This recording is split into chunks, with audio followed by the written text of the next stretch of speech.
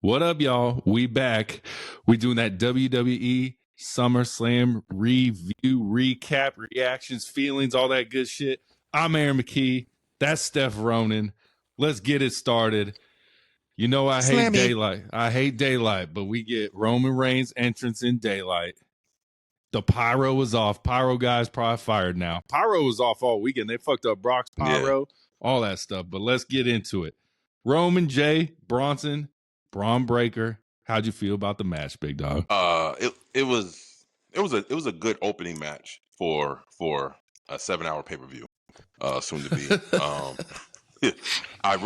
I didn't really think that they would put Roman on first. Like, I was so eminent that he was going to be put on last because that's Roman Reigns. I mean, it's the biggest star in your company. Yep. But I guess they saw different because maybe he's in the tag match. But I thought it was a decent match overall. One of the highlights of the match to me, I feel like, and I see people was complaining about this shit. I seen a dude post a whole clip complaining about this one part of the match, and I responded back to him. But this is what he said. He said, "What is going on with the WWE where in the middle of the match, Jay is going?" And you know, to me, I found it to be, it was entertaining. I was like, "Oh shit, this shit is dope," right? I told this motherfucker, I texted, I said, somebody tell this man he's watching WWE. Yeah. Because it's like, what? And they set it up twice before with Jay just doing it. And then that moment where Roman's like, let's do it, bro. That's what set it up. Yeah. It was a great setup to that. It was a great little moment. They yanked his ass out when they were doing it. Jay's up there eating. They got Roman right out the fucking, they said, yeah, guys. Right. Yeah. And I thought, I was like, bro, if they don't take advantage of this moment, like of this situation, and start getting them, I said, okay, that's some bullshit. But they actually took advantage of it. So everybody played their parts in this, man. Yeah. Like you, another part of the match, like, you said that shit. You texted me. That shit was funny as fuck. This motherfucking Braun Breaker had the straps already down. He put them back up just to take them back down. That shit was all time, bro. I've never seen that before. Because that's like, we talked about it on the podcast before. That's like their power up move, you know? Yeah. And he tried powering up earlier, and he had to power up again. You know what I'm saying? You got to power up 2 times, bro. Always, man. But overall, this match was a decent match. It wasn't like a banger. It wasn't compelling. It was a good opening match to get everybody loose, to get everybody, you know. I just don't like. I'm with you. I just don't like Roman Reigns is Jesus music in daytime with the pyro being off. It don't flow. It didn't flow well. It don't flow, bro. And then Jey Uso during his entrance gave a little shout out to Unreal because he jumped over the barricade. He's like, "Damn, I'm tired," and that was a big thing in Unreal that his entrance drains him when he's coming down from the crowd and stuff. So he kind of looked in the camera, gave a little shout out, bro. Braun Breaker, I knew right away he was hurt after that table spot, bro. Oh yeah, where he tried. I saw him yelling at the ref, trying to get the ref's attention, like my niece. But shout out to Braun Breaker for finishing that match, bro. Yes, you could tell he was hurt. He was moving slower. He couldn't run as fast. He couldn't do none of that. But that man finished that match, bro. Shout out to Braun Breaker, bro. Hell yeah. And then we get Roman in this match taking the bullet not once, but twice for Jey Uso, bro. Yeah. Push him out of the way twice. This is a new Roman. Well, he sees Jay as his peer now. No? I wouldn't say that. I think this is Roman Reigns, who is still the tribal chief, because if you notice during Roman's entrance, fucking Jay was doing this. He was acknowledging the tribal chief, right? So I don't think he considers them to be equals. I think he considers, like, I think now he's not the tribal chief that rules with an iron fist. He's more of the tribal chief that shows love. Like, he's more a protector tribal chief, not the fucking not a dictator tribal chief. He is the protector tribal chief. So same tribal chief, but just different persona. And that's why he took the bullets twice for Jay. And you're gonna keep see Roman this, because what he needs to do, he has to repair the trust between Jimmy, Jay. You know, what I can't wait to see is when Solo gets him back involved. When they get that hug. When they get the hug. Yeah. And then we also get the birth of the Shula Fala and the tribal thief, Bronson Reed. Shout out, bro. Wow. He got the Shula Fala, the tribal thief is what he posted online. What do you rate it out of 10, big dog? 7. 7? 7, Ooh, yeah. I gotta give 7. it an 8, bro. I gotta give it an 8. It was 7. Like I said, the match itself wasn't very compelling. It wasn't. It was Roman decent. almost killed himself. He almost broke his Bro, goddamn neck, bro. He needs to stop that shit. He needs to stop that No, shit. them motherfuckers need to back up 3 feet. Nah, he needs to slow down. Roman, he excelled too much. He did a whole 360. I was like, he gonna land on this damn neck. Man, bro, that shit was nice, bro. That shit, he got hang time, bro. He had the Jordans on, bro. He had to be like Mike. You know what I'm saying? Hey, he had to be like Mike. Shoes he didn't? You know what shoes he didn't have on? The LeBron's. ones that go. Oh yeah, he would have cleared them all if it was LeBron's, baby. All right, bro. We go from tag match to tag match, but this one's for the belts. Flair, Alexa Bliss, Raquel, Roxanne. I think we both called this one. Yep. Flair and Bliss all day. How do you rate this match out of 10, bro? A 7. Another 7. Another 7. It was decent. It was decent at best. Look, let me tell you something. It wasn't too many matches on SummerSlam, so just be prepared for some disappointing stuff. It wasn't too many matches on SummerSlam that made me like, this shit was the fire. It was like 2 matches that was like surefire. The rest of them was decent at best. But what I did like about this match is Roxanne Perez and Raquel's entrance, bro. It's like almost like the Bang Bang Gang when the camera comes around, but not fully. But I'm saying Roxanne Perez, like that is my motherfucking girl, man. She got it. I'm just waiting for her to really hit that upper tier main event card, and she stuck at upper mid card. But let me tell you something. We called it. Charlotte, Alexa, they go for the win. Now the real story starts between them two. Yeah. Now it starts. And we had a little seed planted in the match because Bliss kind of cold clocked, someone ducked out of the way. She got Charlotte. You think Charlotte's going to get mad. She kicks Raquel, saves the match. They get the win. Yeah. So, but someone said online about your girl, Roxanne, bro. This shit was so funny. They said, I've never seen a girl eye screw the camera as hard as Roxanne Perez does when they do that entrance, bro. Just fucking, it's all in the eyes. What I tell you, it's all in the eyes, bro. Yeah, but I gave this a 7.2 because the storytelling with the whole Charlotte Alexis thing. Are they friends? Are they not friends? Are they gonna be friends? Are they gonna be enemies? We both predicted enemies. I think that's what we're leaning towards. And they both are going to be enemies, with Charlotte being the face and Alexa being the heel. Now, the reason why I rated this a 7 is because this match had a couple of clunky parts to it. Like it did. A couple sloppy parts. Yeah, but like I said, the story. I know what I'm watching. I'm watching the E. So it's all about the storytelling and shit. So they told a great story, and it's only a continuation to what's really about to happen to unfold between Charlotte and Alexa. So a 7 on me. Yeah. Would you rate it? 7.2? 7.2. That's what I did, bro. Basically a 7. So do you really see Charlotte being the baby? Because that crowd reaction, bro, is so much louder for Alexa Bliss, bro. So much louder. Yeah, because Alexa Bliss can survive being a heel and then go back to babyface. Charlotte being a all the way heel, you see how that turned out for her with her and Tacky Tiffy. You know what I'm saying? She didn't want to be a heel. The crowd, we made her a heel. We're like, you gonna be the heel of this story. You gonna be this heel. All right, bro. I know you got a lot to say about this next match. Your resident bad guy, Karrion Kross, Sami Zayn. Short ass match.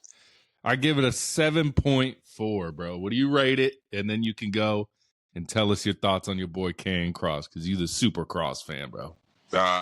Rated this match a 7.5. 7.5. Because of how short it was. Let's start there, bro.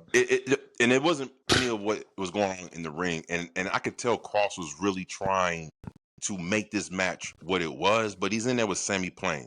And it's just the length of the match. It didn't give him a lot of time. I thought this match deserved a lot more time based on the build up to this match with the steel bars. It was over a month, bro. Over a month of build, and they get what, 8 minutes, maybe? I know, man. My heart was like, and then I seen Kross take that pin. I said, "Ain't this about a bitch, bro?" And it was like a boring finish. Boring finish. Yeah. Boring finish. Yeah. I mean, shout out to Scarlett. This is the best use of like this makes me want valets more, or managers, whatever you want to call them. She is the best in the game right now. I mean, she might be the only one in the game right now, female valet. You know what I'm saying? But You had Maxine Dupree for a little bit being a valet. Now she kind of being a wrestler. But man, I Scarlett's would never performance. put Maxine Dupree on the same level of Scarlett. Oh, Nowhere not even near, close. bro. Not even close, bro. man. She is nowhere near. Scarlett is. She interferes in the match. She helps Kross out. I mean, this was again. I saw Kross and what he was trying to do. Everything from him talking during the match to Sami. Tell the truth, Sami. Say it. Yep. Say it. You know what I'm saying? So good. His facial expression is just that when you're working with Mr. Plain, this is all you're going to get. This is all you're going to get. And tell me I'm lying. I feel like Mr. Plain did the exact same sequences that they had in Night of Champions. Right? Every time. It was the same type of. The only difference was Scarlett's interaction. That was it, bro. And why are people pushing for this man to win Royal Rumble and go on to be world champion at WrestleMania 42, bro? I see it so often online, bro.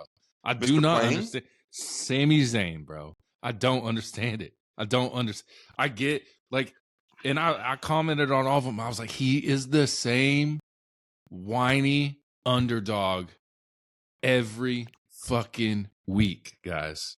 Every week. It's the same guy. I'm going to be world champion one day. No, you're not, bro. No, you're not. Insane. No, you're not. I don't get insane. it, bro. I don't approve of it. And I promise you this. If they give that man the belt, bro, anytime his segment come on, I am not watching at all, bro. I am not. I'm not enamored with Mr. Plain. Mr. Plain is Mr. Plain for a reason. You understand what I'm saying? I'm telling you, he can get us being fans if he gets a character change, bro. I'm telling you. He can get us, but he needs something, bro. He's been the same underdog. I was more of a fan of his when he was the conspiracy theorist. Like when he was always with these conspiracy theories that why they want to keep him away from the Intercontinental Championship. I like how he says that shit. That shit is funny. But I was more of a fan then than the underdog Sami Plain. No, It's bad. It's bad, bro. It's bad. All right, bro. Next match. This was, I think, the shock of WrestleMania with which way people wanted it to go, except for your boy. Because you know what time it is? It's Tiffy time, bro. It's motherfucking Tiffy time. Hold on. No, go ahead. This was the best match from both of them, even though it was a 7-minute match. Do you agree? I 100% fully agree. Because this was I was texting you about. I was like, I saw the best out of Jade. I saw the best out of Tiffy. I thought this match was going to be clunky. It wasn't. It was very smooth. I just have one retort. I didn't like the ending. It took way too long to get set up. To get set up. Yep. And you know what? In my heart, I was like, damn, these girls probably up to this point have the best match of the night after what we've seen, right? But then the ending just fell so flat, bro. It took way too long. It took a long time. It was bad. Now, it's a little bit of word on the street. They said that they're not too high on Jade after this match. Were they high on her before, though? That's all I'm saying. They were. They were pushing her to the moon. But the thing I saw the high thing, but they were like, she's not as big as they thought she would be compared to Rhea Ripley. I'm like, guys, come on. Let's pump the brakes. Rhea Ripley is the tippy top, and I don't think Jade was, top 5, no. Top 7, maybe, but that's not on Jade's though. That's on the E. The E put the rocket on Rhea Ripley. Okay. Yeah. They didn't do the same thing to Jade. They tried to, but then she kept missing a little bit of time in the Performance Center, and then that angle with her getting injured and missing months time. You know, let's be quite frank. Like you said it on one of our pods, Elimination Chamber, when she came out, the pop was crazy, and you was like, a star was born. I said, Star was born, brakes, and then it kind of fizzled. We gotta wait, and because again, it's not the wrestlers, it's not the performers, it's not the superstars, if you will. Since we're talking about the E, it's the E itself. They once they put so much nitrous, they put so much nitrous in you, and then once you know what I'm saying? It's not their fault, but I will give credit where credit is due. This is the best match I've seen from Tiffy since she's been on the main roster. Definitely in her PLE. I was like, okay, this was very good. Jay Karrion, the same thing. I'll give them their flowers. They did a good job. You ladies did a great job. But that ending. So because of that ending, what'd you I gave rate this match a 7. 7? I gave it a 7.9.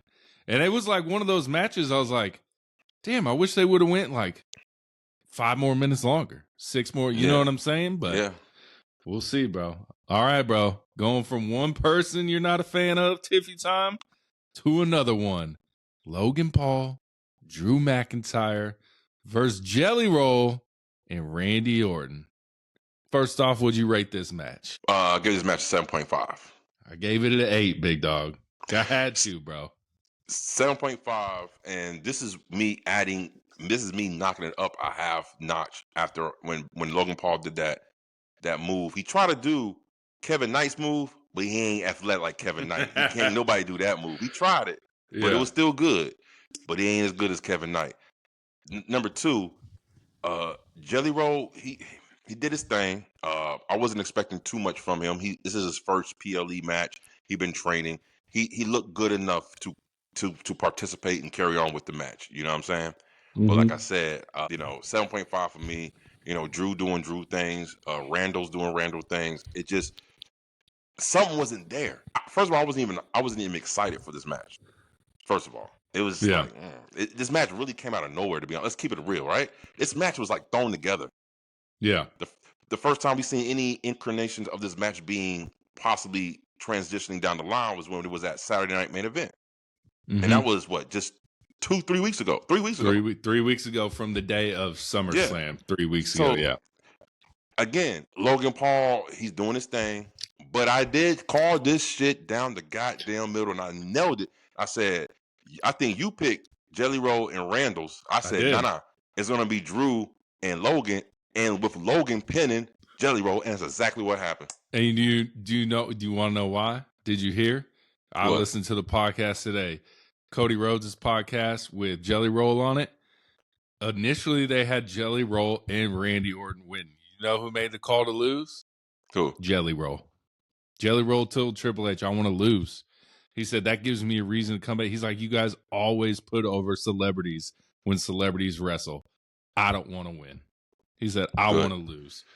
What'd you think of the whole, I thought it was a little too dramatic with the table spot from Logan Paul. He's got to make his viral moment with the Prime. Yeah. And you could tell when Jelly Roll was about to take a big bump when he was laying down because he put his hands over his crotch or whatever. And just kind of but I thought it was a little too dramatic, and it took too long for him to go from the table to the ramp back up to the ring. It was too long for me. It was a bit dramatic, a bit overdrawn. It really was. But my only, again, the reason why I knocked it down to a 7.5 is because Jelly Roll did one of my pet peeves in wrestling, which is before he took the Paul from Grace. That's what they call it, right? The Paul from Grace. He scooted over, bro. I said, no! That's one of my pet peeves, so I had to knock it down. But again, I've seen worse. This was not a bad match. For this to be on SummerSlam, this was a decent match. I just wasn't emotionally invested into it because who was all involved, except for my boy Drew Mackey. I love Drew Mackey, but damn, man, when are we gonna let him off the chain? Let Drew do his thing, man. They got him so far below in the damn mid card. It's not even funny. He's not even in this. I think SmackDown, bro. SmackDown, that's all gonna change, bro. You think so? I think it's gonna be him and the winner of the main event night 2. That's the next feud, bro. It's happening. Because if you go back a few weeks, Drew came out and talked to Cody and told Cody, I want you to beat John Cena so I can come for that shit. So I think that we might get for what? The championship belt. He wanted Cody to beat Cena so then Drew could come after Cody for the championship belt. So I think we might get that clash in Paris. We'll see. I don't know. We got Crown Jewel coming up as well. We don't know where it's going. So they're gonna feed Drew Mackey to Cody. Another That's what loss. they're gonna do, bro. Another. Jeez, well, I guess in Crown Jewel, if they do champ versus champ, it'll be. We'll talk about it in the main event. Seth frickin' Rollins versus Cody at Crown Jewel. If they do that champ versus champ again, like they said they're gonna do. Right. So let's get into this main event, bro. CM Punk versus the Ring General, Gunther, bro. How'd you feel about the match? Before we get into the cash-in, how'd you just rate the match? 8.5 for me. This was by far the best match of the night on the card. I gave it a 8.8. 8.8. Okay, so we in the same area. By far the best match of the night. It gave him time. It was very slow paced. It was very realistic as far as the reversals, and they sold a lot of stuff, man. It was a good match, man. It really was. I was thoroughly impressed. I would dare say, this was CM Punk's best match since the Hell in a Cell match at Bad Blood with Drew Mackey, by far. 100%. And Gunther beat the shit out of him. We were kind of right about that. We were kind of right. He beat the shit out of fucking CM, just chop after chop. And we'll get into Gunther's chops on Word on the Street. Someone had a comment. We'll get into that. Word on the Street. And you're getting into it now. But did CM Punk tap out, my guy? Yes, he did. He tapped out. He tapped out 2 other times before that. He tapped out like 8 times. I said, he just tapped out in the sharpshooter, and then like Michael Cole didn't comment on it. Wade Barrett didn't comment on it. And I was just like, what the fuck? I was like, he tapped out. And shout out, I posted on Twitter. I was like, did CM Punk just tap out? And I think Ball Bro hit back. He's like, yes, he did. I was like, he did, bro. Yep. It was bam. It was rapid fire tap out, bro. And I was like, that's crazy. And I was like, I get doing like this, trying to get momentum, but bro, that's a tap out in my opinion. Yeah, to me it's a tap out. So I get right then I knew. I said, oh shit, Gunther ain't supposed to win. Do you think they literally? Plain as day. Do you think they did that to plant a seed to come back later and bring that up later? You know how WWE does that. Like I know Gunther's like hurt right now. Whatever, he probably just needs time off. Do you think? Yeah. Do you think maybe when Gunther returns, CM Punk is champ somehow or something, and then he brings it back, shows the footage of CM Punk tap it? Because WWE does shit like that. You know what I'm saying? Yeah.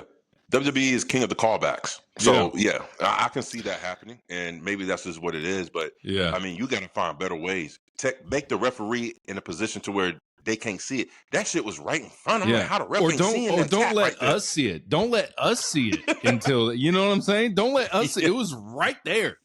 I was like, son of a bitch. That was crazy. Now, do you think Gunther bladed, or do you think he went under the table and did a little blood pack, bro?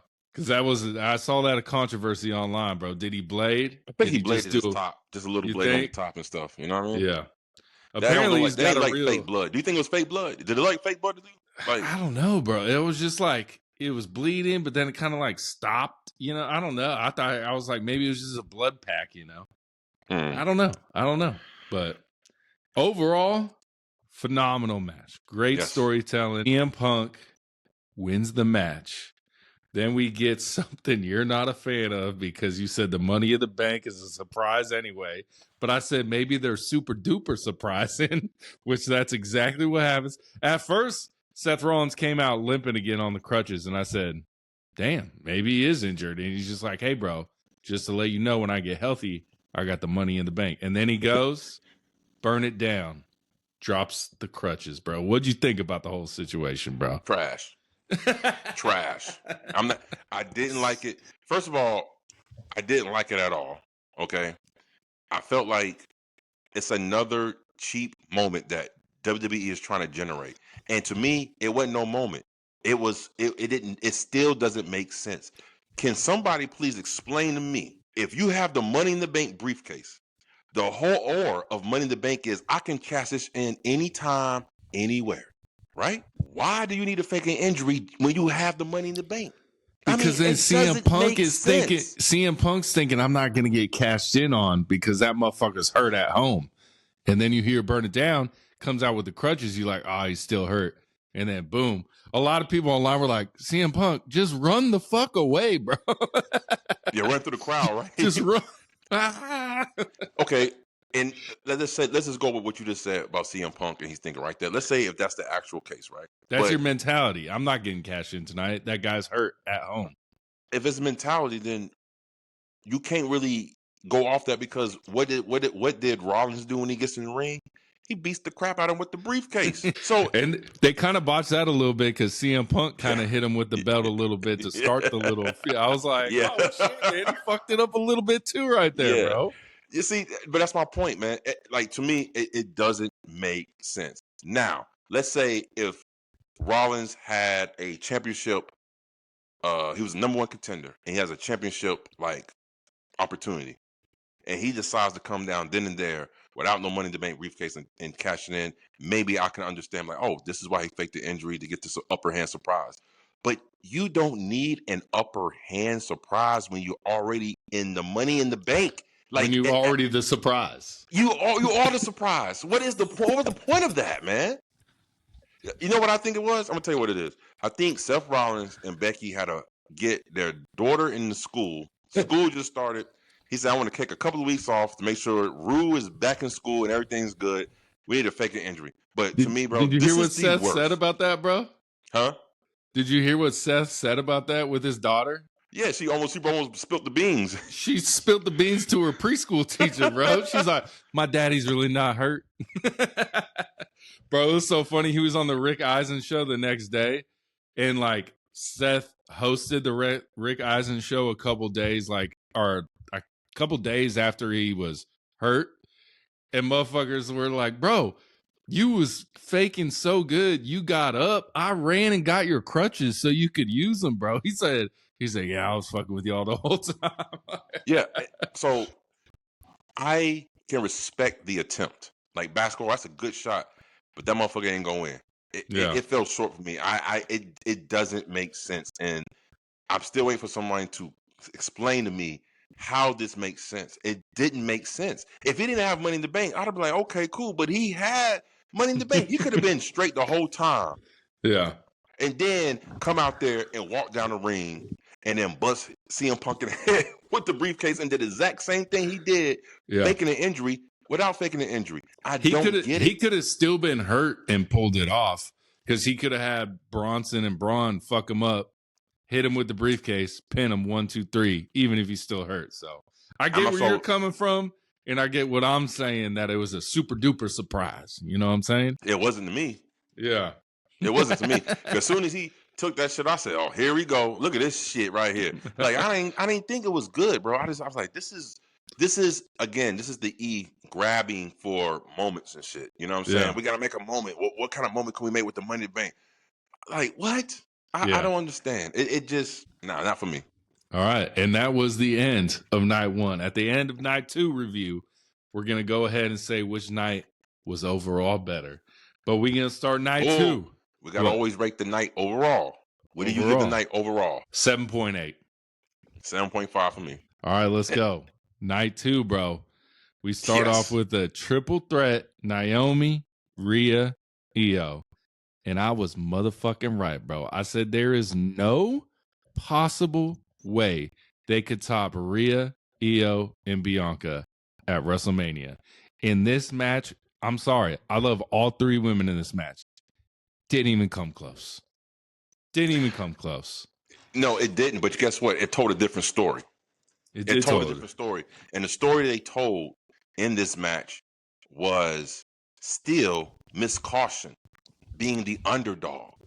You understand what I'm saying? And that's what I'm saying. So we can't compare the triple threat match at WrestleMania compared to the triple threat match at SummerSlam because it told 2 different completely stories.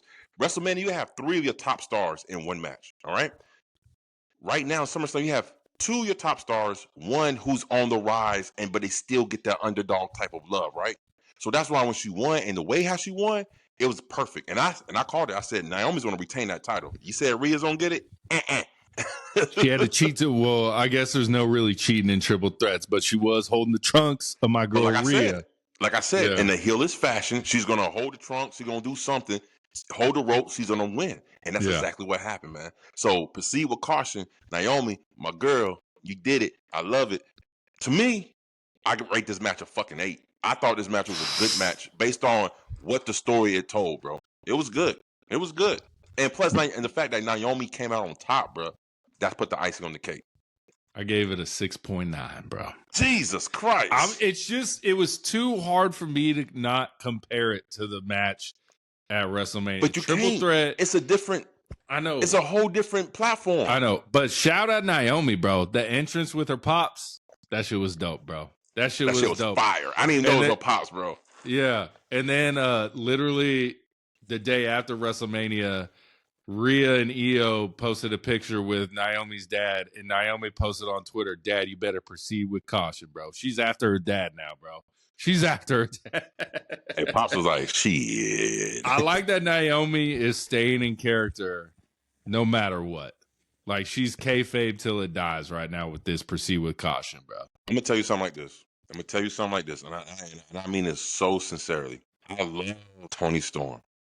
But I'm going to tell you right now, because of the rise of Naomi and what she's been doing, it has been my favorite shit for the last couple of weeks. No lie.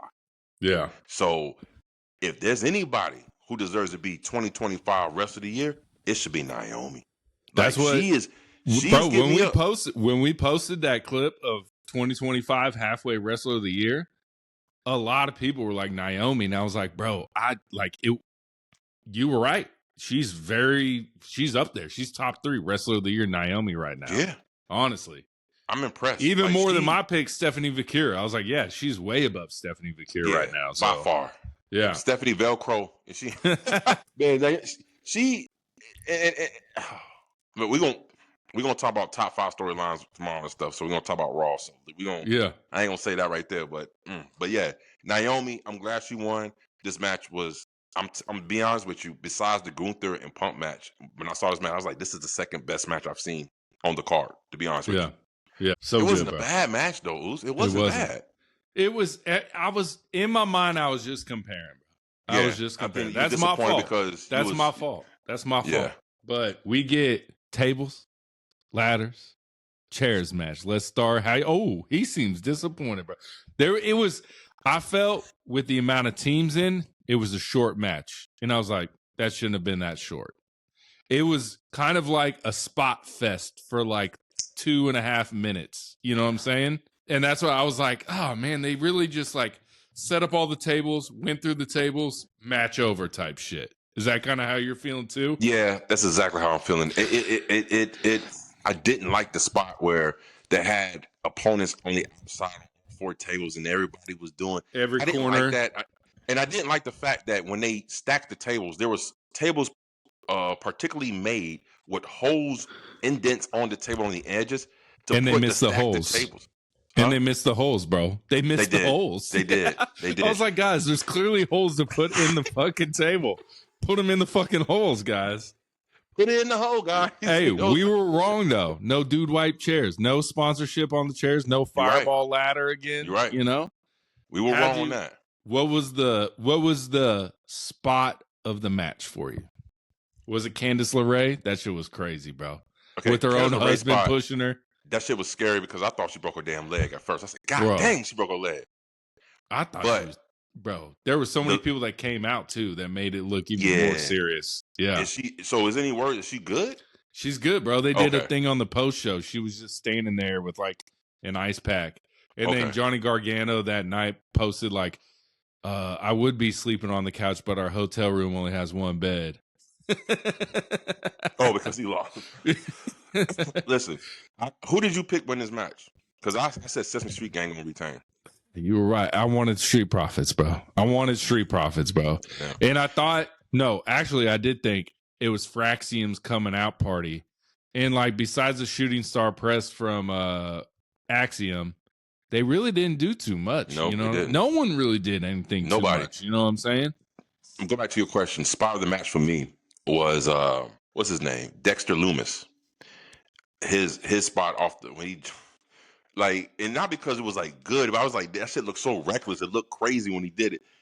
I guess he was trying to do a leg drop, but he didn't have no leg. His whole back just just like, I was like, yo.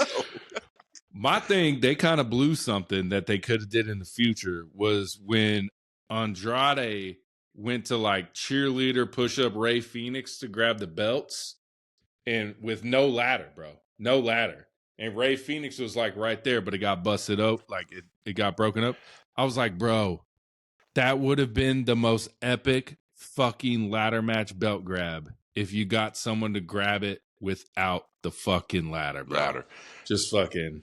I'm sorry. Let me retract that. That was the spot, but the fucking shit of the night to me. And I was like, with 3D or the Dudley Boy sitting outside, Hardy Boy sitting outside, they try to recreate the whole spear off the joint, but Ciampa pulled himself up. The dude missed. I said, yo, that was nice. I like that. That was nice. I like that. Bro, the rumor was, bro, right before night 2 started, all I saw on Twitter is the Hardy Boys are in the house. Hardy Boys are in. I was like, are the Hardy Boys about to join this fucking ladder match, bro? Nah. But nah, they was just sitting in the fucking crowd. That's it, bro. Sitting in the crowd, fucking delete, bro. But overall, what do you rate this match, bro? 6.5. 6.5. I give it a 7, but it was nowhere near what the SmackDown TLC match was between DIY, Motor City Machine Guns, and Street Profits. And you know what's funny with that? And you're right, it wasn't. But that match on SmackDown had a lot of fucking blunders and chunkiness and choppiness with it.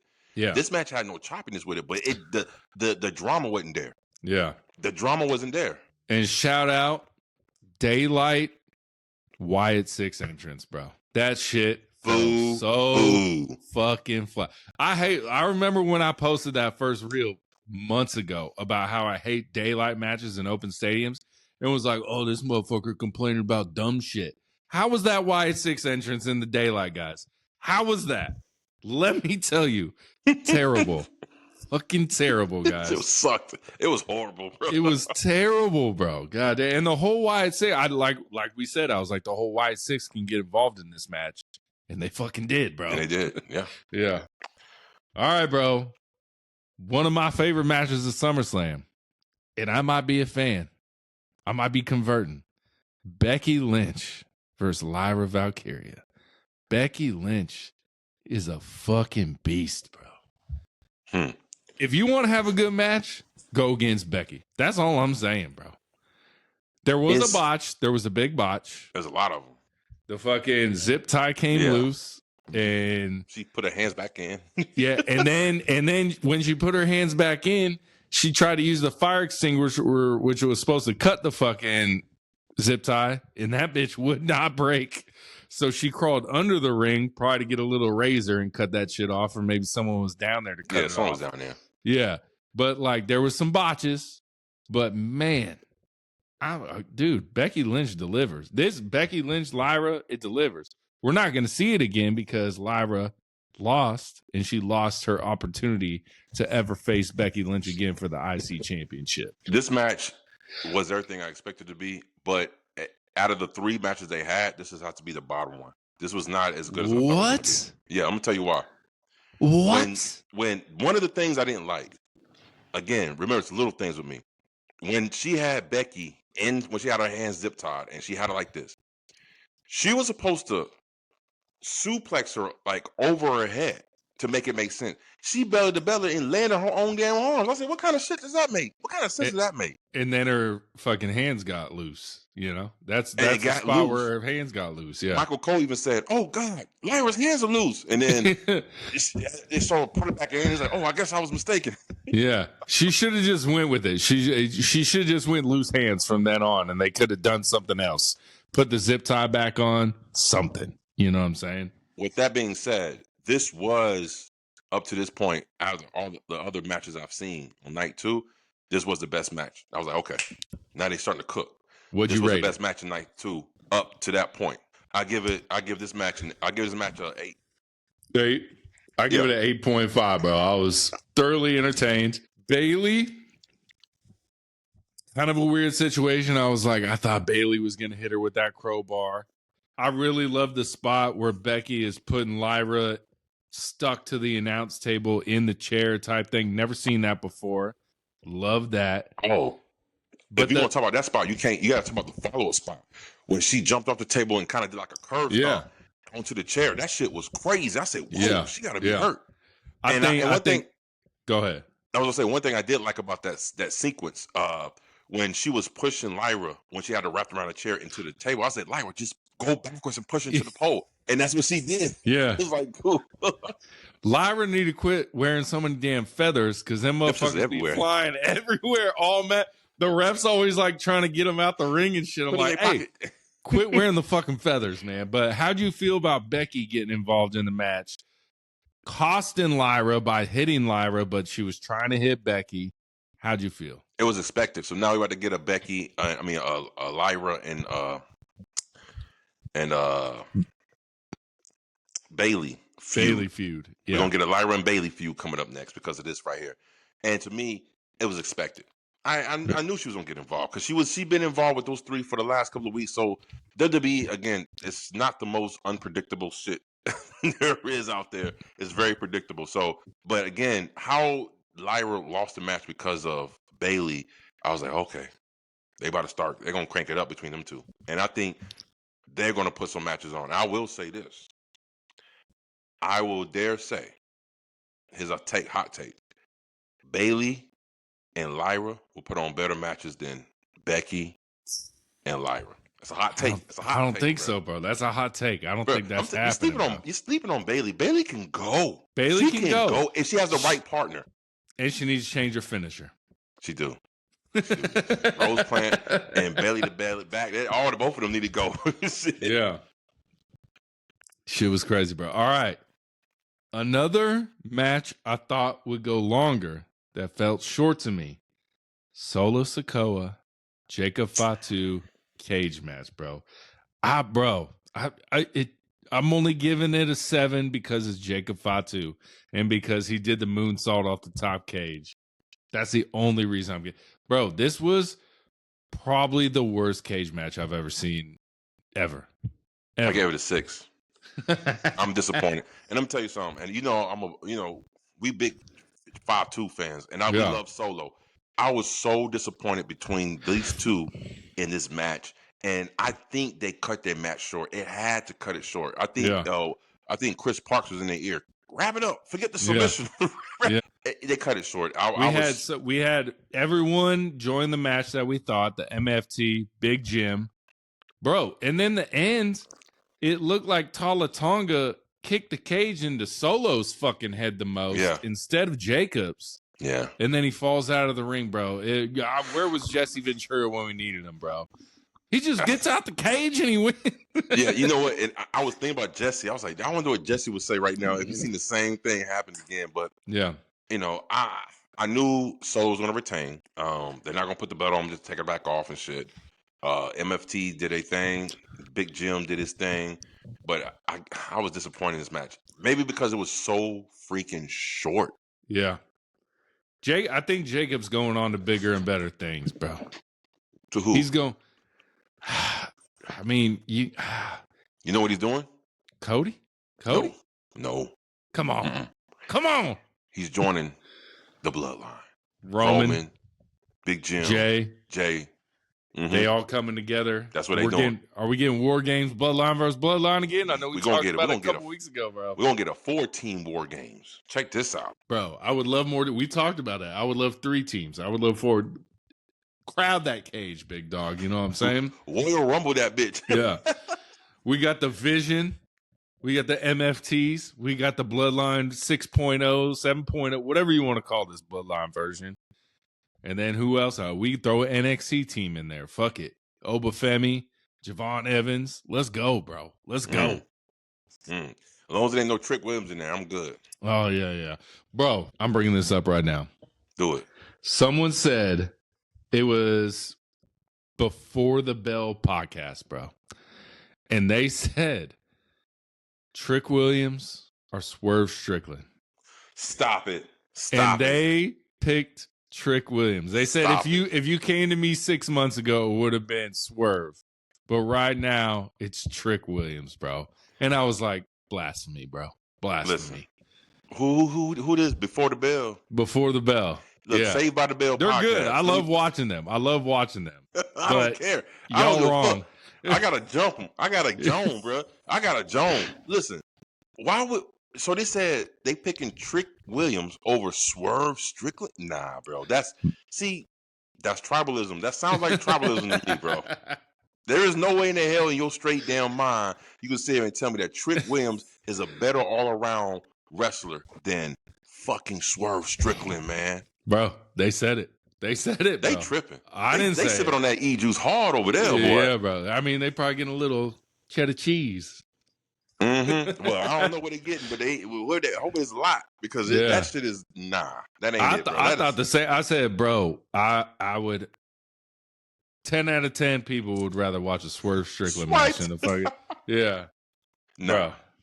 I'm sorry, guys. Crazy. Great show. Y'all cool with it, but y'all wrong on that one right there. Yeah. Saved by the Bell. I mean, Before the Bell podcast. Y'all wrong on that one. Crazy, bro. So we get to a weird, we'll call it co-main event. I know it's not a co-main event. There can only be one main event. I hate when people call it a co-main event. I thought this was a weird spot for Dom and AJ. It was. I definitely thought it was.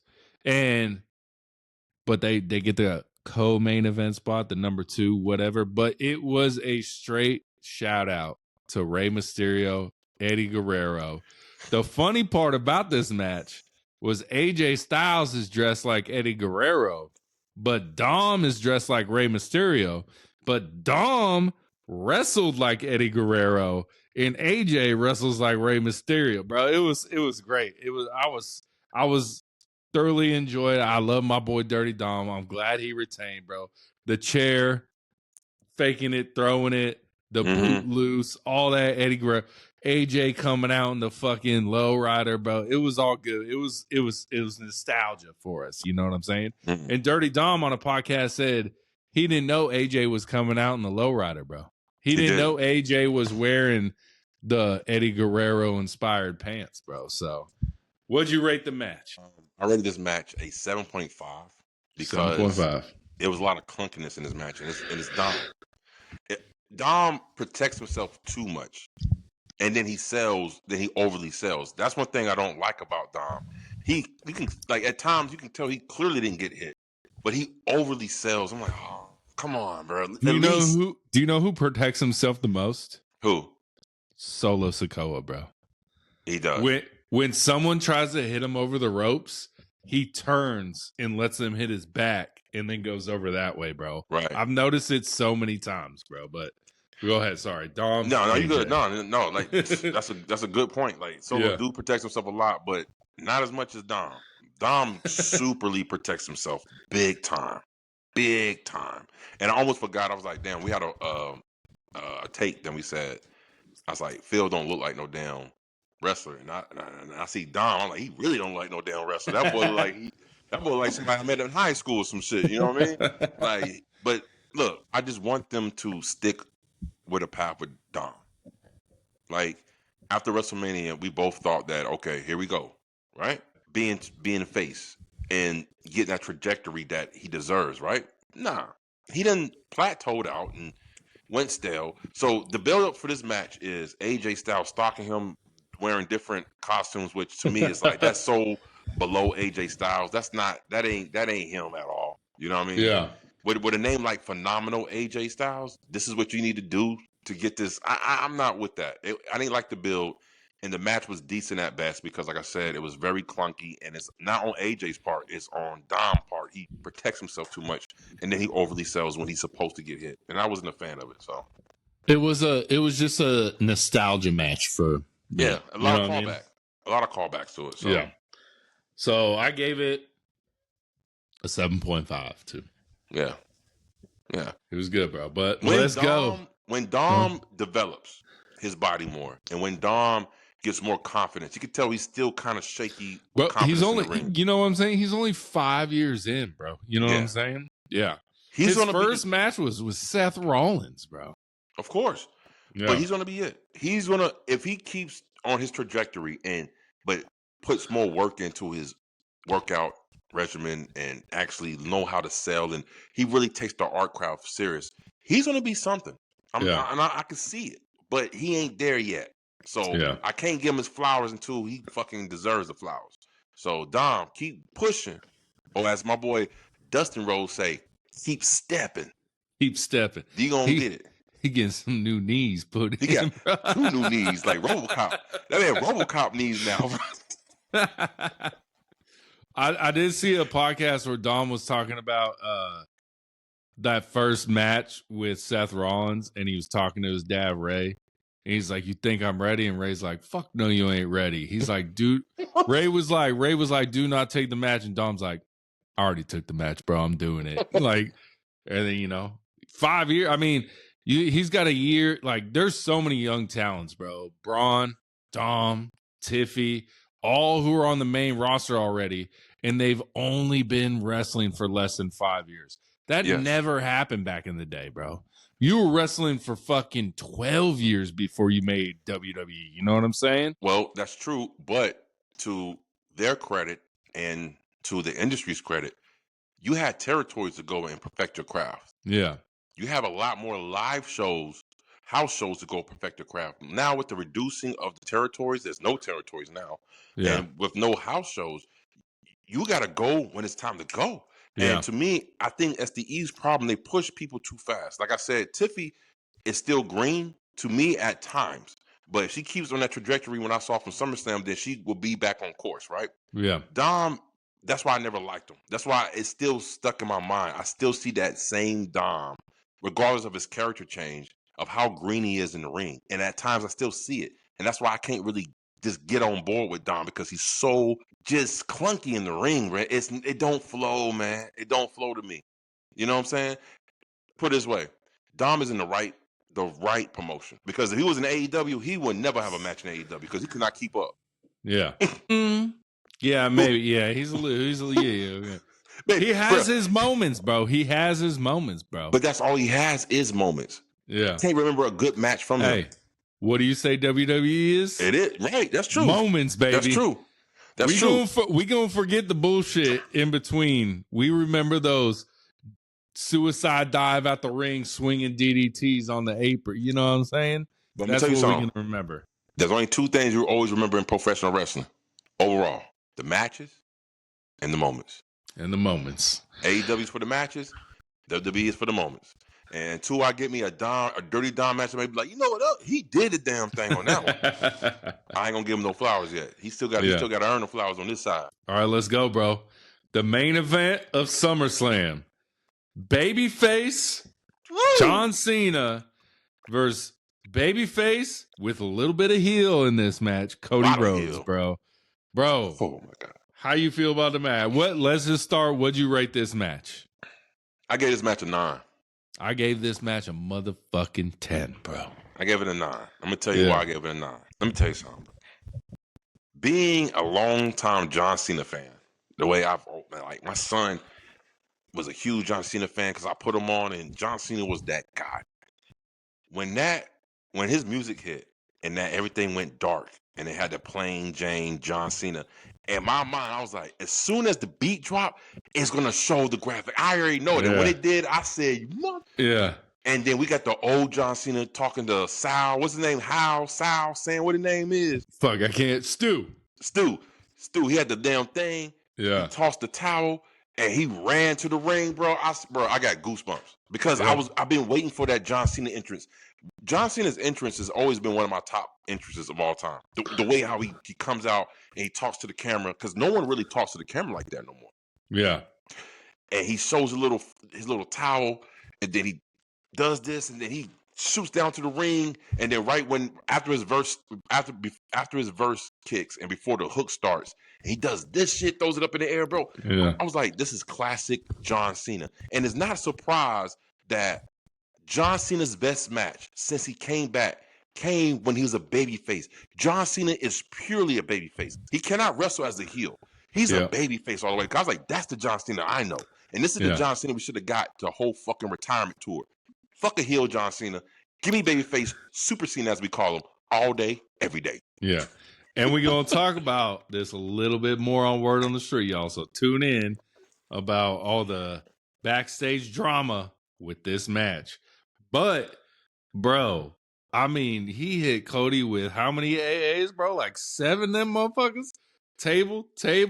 Cody, bro, when he came up through Cody's entrance, bro, And I saw that fucking square. I was like, oh, that's Cody's entrance right there, bro. I know that's Cody's entrance. Yeah. Bro. But when John Cena came up in the AA and just tossed that motherfucker on the ramp, bro, that shit was good, bro. It was a great street fight, but I think it was match of the night. Obviously, I rated it a 10, bro. The best Obviously, match by far I rated it 10, on the card. Yeah. Was it John Cena's best match in his last 5 years in the company? Yes, it was. Yeah. It was. Was it by far Cody's best match in the last 5 years? No, me neither. Yeah, see, we're on it. We're in agreement. His best match was with Roman, the first 39. one. 39. The first one. Yep, 39. Yep. That was his best match that I seen from Cody. Yes. Yeah. By far. I ain't gonna count 40 because that shit was too much. It was a smudge, bro. It was a smudge, bro. It was just whatever it was. 1-on-1 39? Yeah. That was a good match between him and Roman by far. Yeah. But I'll tell you what, man. John Cena proved to every freaking body why he deserves to be on the Mount Rushmore. You can't tell me another superstar, since we're talking about the E, you can't tell me another superstar who can be booed out the building so much. And then let me retort back. Kind of booed. Kind of booed. Or when he back in the day out, booed? Okay. Yeah. But when he first came out, it was a whole lot more Let's Go Cena's and a little bit of Cena suck, but it was not as loud. By the end of the match, he totally turned the crowd. Yeah. And he did that shit, started with the SmackDown promo. And I'm going to tell you something. That's what makes John Cena John Cena. Yeah. There's only 2 baby faces in the history of the WWE that can make you feel, make you believe, and get you off your goddamn seat. The number 1 baby face was Hulk Hogan. The number 2 baby face is John Cena. I was going to say Roman Reigns, but nah, bro. Let me tell you something. Roman For me, Reigns, it's Roman, bro. Because Roman didn't cut his teeth. He didn't cut his.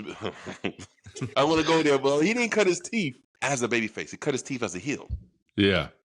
That's when I started liking Roman, when he was a heel. Yeah. Roman was such a good heel, he turned babyface. Exactly. John Cena been a babyface for so long, and we got 6 months of a heel run. You know what I'm saying? Not even 6 months, 5 months, 5 months Cena heel run. I'm talking about the real OTC, not the OTC that everybody chanting now. I'm talking about the real TC1, baby. TC1. Too many acronyms and numbers. So let's not do that. I'm talking about the real, original Tribal Chief, the beginning of the bloodline, and how that motherfucker was so good as a heel that he was so cool that we fucking cheered him. You know what vibe I got from him? From that, that's why I started liking him very much. I got NWO vibes. NWO was so heelish, but they was so cool as a heel. You cheered them. You wanted to be in that group. You're like, I'll break some laws to be in that group. I'll be in that. I'll break some laws. I'll do it. So yes, I do stand by what I say. Only 2 baby faces, and please don't say Bret Hart. Bret Hart would be even lucky to evoke that type of emotion from the crowd like Hogan and Cena does. Stop it. No, only time Bret Hart is that. I love Bret Hart. I would not compare him to Cena or Roman Reigns anymore. Now, if this Roman is Reigns. Cena like Hogan. And Hogan. If this is because Bret Hart wasn't around for, well, I mean, he was around for NWO, but he was like an afterthought. Like once Bret Hart and the Montreal Screwjob happened, Bret Hart career is over for me. You know what I mean? I don't count anything he did in WCW. It was bullshit, bro. Nothing he did resonated with me like the Iron Man match with HBK, all that shit. That was my guy during those years. Once the Montreal Screwjob happened, I really didn't give a fuck about Bret Hart no more. Wow. And then, yeah, bro, I just did. And he's on my Mount Rushmore. Yeah, but it's all previous Montreal Screwjob. You're cutting yourself short to be a Bret Hart fan. I'm gonna tell you why. Some of his most memorable matches is just as equal as much as his WWE matches. He had a match with Sting, and I've always wanted to see that match with Sting because Sting had the what? Scorpion Deathlock. Yeah. Sharpshooter. Scorpion Same move. Yeah. But that shit was fucking dope. Yeah. And that was a Wolfpack Sting. So it was a good match. Yeah. I wanted to see Bret Hart versus DDP. Damn good match too. Yeah. We got Bret Hart versus Chris Benoit. Wow. Boy, you talking about a banger? Yeah. Man, that was a good match. So he had gold matches. He put on some great performances in WCW, but because it was like in that gray area of WCW what people like to refer to, people don't remember it. But I promise you, if you really go and study and look at some shit, you will change. He will kind of sway you, like, you know what, Bret Hart was doing his damn thing. Bret Hart need to get that, let go of that hate. He need to let go of that hate. He's still hating on folks. He just wake up and drink a coffee of hate every day. Who am I hate on today? Yeah. God damn it, Bill Goldberg. Every day. He got a picture of Bill Goldberg with a Yeah. All right, bro. We all know what happens when the match ends. Cena, Cody, passing of the torch again. We've seen it a million times with wrestlers. But then some music hits, bro. And I literally jumped out of my seat, threw my fucking phone. Didn't even know if it was going to hit my TV or not. And just ripped off my shirt. I don't even know why, bro. That's just what came over me, bro. That's just what came over me, bro. And it was Brock fucking Lesnar, bro. How do you, and we're going to talk about it more. Paul Heyman had some shit to say on Ariel Helwani show. Word on the street. We're going to talk about it. Okay. How do you feel about the return, bro? Okay, so honestly, I texted you, bro. I said, do not look at social media, bro. I didn't. I took your advice. I didn't. I had no idea what was going on. So when after the end of the match, you know, saying right when Cody doing his thing, and I heard that music, I was like, huh, this is strange. I didn't pop. I didn't like get excited. I was like, huh. Now I wonder what's going on here. And we're gonna talk about it more on Word on the Street, but I know, like, you know, he was requested by a certain somebody. But yeah, again, anytime you have an anomaly like Brock Lesnar, see, let me tell you something. Brock Lesnar, the reason why he can do what he want to do when he want to do it, because you have three type of people in wrestling. You have fan favorites, which a lot of people get confused because people are cheering out the room for them. They're like, oh, they gotta be so good. That ain't it. There's fan favorites, there's draws, and there's attractions. And Brock Lesnar is an attraction. So I am interested to see how this is going to play out for multiple reasons, inside and outside the ring. Is he my thing is he full-time? He's not. Is he part-time? Is he here just for Cena? And that's exactly what it is. He's here only for Cena. And I can guarantee you this, as soon as he's done with Cena, maybe unless the E twists his arm and throw a little bit more money his way, or TKO, and he might do another program with somebody else. But I wouldn't be surprised if I see him retire as well. Now, let me ask you this, and we talked about it on Word on the Street. Daniel Cormier from UFC said TKO has banned Brock Lesnar. Was that a fucking work within TKO to support WWE, bro? They banned Brock Lesnar from what, UFC? No, Daniel Cormier was on his podcast, saying, guys, this is like 4 months ago, probably right when they started talking about Brock Lesnar coming back, because, you know, they talked about it 4 weeks ago or whatever. That's a word on the street. Right. And Daniel Cormier, literally 4 weeks ago, I think it was 4 weeks ago to the day, was like on his podcast, which is a UFC podcast, TKO, obviously, same company. He was like, Brock Lesnar is on a TKO banned list. Bro, that shit's a work, bro. That shit's a work, bro. So Daniel is working. He's kayfabing folk. Yes, on his podcast. Because it's owned by ESPN, which we'll talk about more tomorrow as well. TKO, which is on it. Like, bro, it's there. The work keeps getting bigger to me, bro. The work world keeps getting bigger to me, and it's you want to know why? When you make shows like Unreal, you gotta find new ways to fucking get people. Is it real? Is it not? Is it work? Is it a shoot? Like, what is it? Which Unreal might be a work, bro. The whole show was a fucking work, man. That shit was so plain. You can tell. You can tell, man. That show. I watched like 4 episodes from that shit. I'm like, okay, I see what's going on. There's some parts where like CM Punk tells everyone who's getting ready for the Elimination Chamber match a good finish, which is like Seth Rollins curb stomping him, Cena doing that. I was like, that's a shoot, bro. That's just CM Punk having an idea and they go with it. But there's definitely parts in that show that I'm like, they're working us, man. They're fucking working us. So because of that show, and I seen that episode where he was talking, he was like this and this and that, and it was explaining the Elimination Chamber. I am not excited for what's going to come next between him and fucking Punk. And let me tell you something. Remember, I always told you, in pro wrestling, you got to have a sense of realism some kind of way, no matter what it is. Yeah. Whether it's in the match, outside the match, verbal sparring on the mic, it's got to have some sense of like, them motherfuckers really buy me seeing that. It definitely makes, yeah. It definitely makes me think CM Punk and Seth hate each other less than on TV. You know what I'm saying? No, it makes me think now like they really cool behind the scenes, but they just keeping the lie alive. That's not what made me latch on to their feud in the first place. Definitely when they was doing the verbal sparring in the middle of the ring, I was like, these motherfuckers throwing shots, right? Because in my mind, I'm thinking there's a little bit of real hate between them two, right?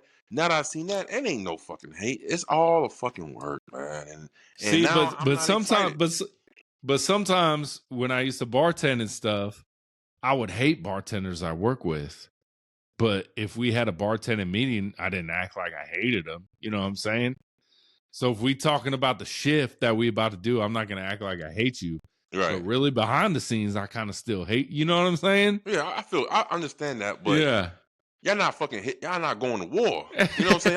Y'all not slamming each other and shit. You know what I'm saying? I'm not cashing in no money in bank on your ass. You know what I'm saying?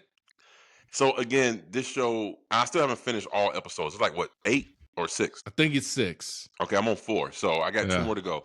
I haven't seen everything yet, but it just took a lot of that steam from that feud out for me. Seeing that they all just sitting there going over the match, I'm like, okay. Yeah, there were some weird parts. There were some good parts. I wish more weird than good. Yeah. Did they release as much as you thought they would? No, they didn't. I will say that. They did not reveal. That's how I felt. As much as I thought they were going to reveal. And again, so put it this way. Watching the first 4 episodes and seeing the writer's room and looking at the table, who are these fucking nerds? Who are these people who don't even look like they even watch pro wrestling? It looks like they came from writer school or they graduated. They're making business decisions, big dog. Yeah. They're making business decisions, bro. And Triple H is at the end of the table just listening to all this shit, and then I guess he's a filter, runs through his mind like, that's good. I like that. Not so much. Let's run with this. You know, so again, I've always liked when it was former pro wrestlers that retired and they're the ones who's actually producing and writing and making the things. I mean, those dudes. But again, they're not in the writer's room though. Yeah. They're not. They're in the producer. They're producing matches. And they produce the matches, but they don't conduct the scripts. Yeah. So again, who are these guys and what qualifies them to sit here and write for pro wrestling? Because I guarantee you, more than half of those people never fucking watched WWE in their life. Yeah. They need to throw one of us in there, bro. No, Just they need to throw both of us in that bitch, bro. Throw some ideas out, bro. Hey, bro, y'all need to censor. This is good shit, but y'all curse a lot, bro. Censor, but everything here is good, though. All right, but let me ask you this. We'll get back on to SummerSlam. Brock Lesnar returns. A lot of IWC backlash. A lot of in-person non-backlash, bro. That crowd was electric. I've seen nothing but good things from the crowd. But there are a lot of people online mad that Brock is back. And in my opinion, I'm like, do y'all think WWE would risk it with their millions and millions of dollars paid to legal team to bring this man back if he was, I don't want to say guilty of anything, but just guilty in general? Like, literally, Slim Jim pulled out, they fired Vince McMahon. Slim Jim's still a sponsor. Do you think they're okay with Brock Lesnar being back if he's guilty in the, like, I just don't, like, understand bringing this person back if he's not 100% cleared of the situation. Okay, so here we go. Go back to what I said a couple weeks ago. Money talks, bullshit walks. Yeah. And the way the WWE is right now, because they literally just signed a deal with Disney. Let's keep it a buck. This is basically what it is. We'll get into that word on the street. Yeah, we're gonna get into that. I'm just gonna say that, but we're gonna get into that word on the street. Do I think the WWE knows something that we don't know? Of course. They know way more than we know. Obviously. But do I think it's the final end of it? That now that he's back, that he's cleared of all things? Nah, it's not. I guarantee you more shit's gonna come out. And that's why I said earlier, I wonder how this is gonna play out inside and outside of the ring. Will he be able to finish this shit? Because he might get so much backlash. The WWE like, yo, this is bad. It's bad PR. We're gonna have to pull you, bro. Top 1, 2, and 3 shirt sales of Brock Lesnar. They Gucci. Shirt sales for some reason don't even mean nothing in this day and age, because when people want to cancel you and kick up a bunch of uproar on the internet, for some reason the internet reigns supreme. I don't know why, but it does. I think the difference is TKO, which is UFC, and they keep bringing back Jon Jones, which is like a huge problem for UFC. Drugs, beating his wives, allegedly, stuff like that. It's kind of like iffy. So we'll see, bro. It might be a case, and I could be wrong, but it could be a case of TKO is so far in a hole. They don't give a damn what the hell going on. Attraction, bring your ass. Let's go. We need eyes on the product. So it could be a money grab, or who knows. But like I said, everything a money grab, bro. You and I, like we always doing, keep on the 44 Hills podcast. All that other side shit, we leave to the side. When we talking about this on the wrestling side. And yes, and for the wrestling side, Brock Lesnar coming back is good for wrestling. And this is why it makes fucking perfect sense why John Cena dropped his heel persona and twisted it right around like that. Cause I guarantee you can have Brock be the heel. Exactly. They got news before, hey man, Brock is clear. He gonna bring him back. All right, drop the heel persona, because we cannot have a heel Cena versus a Brock Lesnar. It ain't gonna work. We need babyface Cena versus Brock Lesnar. Let me tell you something, Brock Lesnar, you better get some get back. I'm gonna tell you, because John Cena owes you one. Because the way you did John Cena a couple years ago on SummerSlam, the birth of Suplex City, bitch. John Cena gonna get your ass, bro. Yeah. All right, what you rate night 2, bro? Overall out of 10. Oh, 8.5. 8.5. 8.5 for me. Yes. I'm right there with you. So clearly, night 2 was better. And I want to call out someone. I called them out on Twitter. They said, having all these stipulation matches on night 2 is exhausting. I said, bitch, you on the couch watching television. How is it exhausting for you to watch stipulation matches, bro? Tell him to get his panties out his ass. Get the panties out of your ass, buddy. Shit was too. I was like, it's exhausting to watch wrestling from your couch? That's crazy. Too much That's to keep crazy. up with. Yeah. Whatever. Shit was funny, I got a question for you. This has been, including the big one, the best pay-per-view or PLE WWE has produced in 2025. Hands down. Do you agree? Hands down. Hands down. My man. So we're basically saying SummerSlam was better than WrestleMania by far. Yeah. So does that mean SummerSlam should stay 2 nights? If they're going to do it like this, yeah, why not? If they're going to do it like this every year, why not? Yeah. But see, you know what that means, though? That means it puts more pressure on them to make WrestleMania, because WrestleMania is the granddaddy of them all. So they have to really put energy into that show to make it like as good as SummerSlam is. So WrestleMania 42 has got to fucking blow us out the fucking water. Yep. We got to see an AEW invasion for this shit to pop off good. That you know ain't what I'm happening. saying? That ain't happening. We know it ain't happening. But if it was to happen, you know, AEW whooping that ass all day, every day. Yeah. All right, bro. You got any last minute thoughts on SummerSlam? Nah. Other than I was very surprised of how good the PLE was, and I just wish they would have gave Kross more time. And we'll talk about that more on Word on the Street as well. Kross need. Oh man, I have a theory, and I think it's what is going to happen. But for it to be in such limbo like this, I think it's all a fucking work. But you'll see.